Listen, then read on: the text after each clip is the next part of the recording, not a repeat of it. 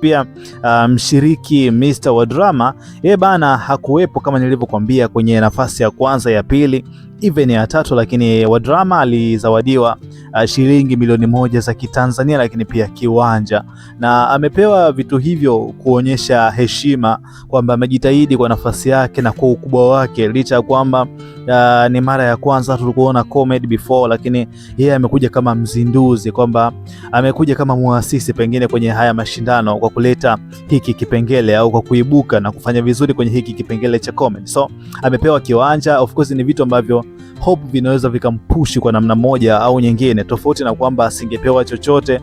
Nadhani isingeweza kutoa motisha kwa upande wake, lakini pia isingeweza kutoa motisha kwa watu wengine ambao wanatarajia au wako na desire pengine ya kushiriki katika kipengele ambacho Mr. wa drama alishiriki. So hiki pia kinampatia nafasi kwamba ana nafasi ya kushiriki tena next time, na maanisha msimu wa 17 ambao utakuwa ni mwaka 2027 mwakani, pengine anaweza akapata nafasi akashiriki tena na akaibuka pengine, au akafika zaidi ambapo aliishia. Hakubahatika kushika nafasi zile za juu au kuwa mshindi kabisa, lakini pia aliishia zile nafasi za nyuma kidogo, lakini pia alipofika palikuwa ni pakubwa kwa nafasi yake. So ni moja kati ya kipaji ambacho kimepokelewa kwa ukubwa zaidi, na zawadi zote ambazo zimetolewa kwa washiriki zimewapatia motisha kwamba hata kama hukuwa nafasi ya kwanza, haukuwa nambari 1, you wasn't a champion, kwamba next time unaweza ukashiriki na ukawa bingwa,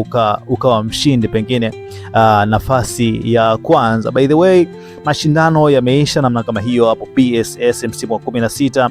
Tunajifunza nini? Tunaona nini? Je, tuna mapendekezo gani? Unajua nje na majaji wao kuamua vitu ambavyo vinaendelea ndani, lakini pia watu wa nje na huwa wanakuwa na maoni ambayo yanaweza yakawa yana mchango positive au yanaweza yakawa yana mchango chanya kwa nafasi fulani, na ikaweza kusogeza mbele hii tasnia na kwenye kusapoti vipaji vya dancing, vipaji vya kuimba, vipaji vya kuigiza, vipaji vya kuchekesha kama ambavyo tumeweza kuona katika msimu huu wa 16 wa Bongo Star Search. So hii ni Mega Media Tanzania, as I told you kwamba updates nyingi tumeweza kukuwekea katika hii account yetu ya Mega Media Tanzania. This is backup account, so what you have to do, kama ulikuwa umesubscribe account yetu ya kwanza, sasa usahau pia kusubscribe account hii hapa, lakini pia unaweza kushare kwa ndugu jamaa na marafiki kupitia mitandao mingine ya kijamii kama vile WhatsApp, lakini pia Instagram, lakini pia Facebook, ili waweze kuona mengi ambayo yanaendelea